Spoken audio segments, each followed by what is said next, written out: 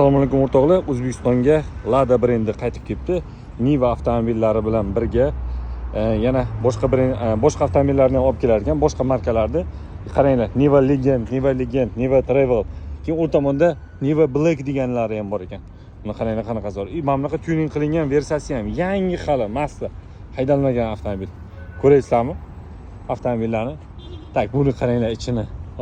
Bu necha yildan beri chiqayotgan bo'lsa, umuman o'zgarmaganda avtomobil. Hamma narsasi o'sha turibdi. Juda ham zo'r. Xuddi ana Cobalt o'xshab, mana bular ham qoraytirilgan bunda ham, lekin qolgan hamma joyi o'sha bo'lib qolgan. Hech qanaqa o'zgarish yo'q. Mexanический korobkalari mana ko'rasiz 3 ta.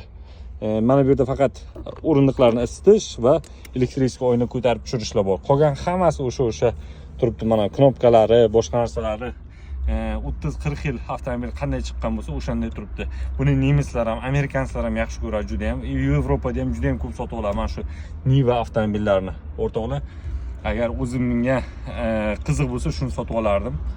Haydash uchun ham mana bu tog'larga, boshqa joylarga juda ham prostoyligi uchun sotib olardim. Umuman ana qiyinchilik avtomobilda qiyinchilik narsalar yo'q. Bitta mintan qo'yib olsa yoki propan qo'yib olsa zo'r bo'lardi.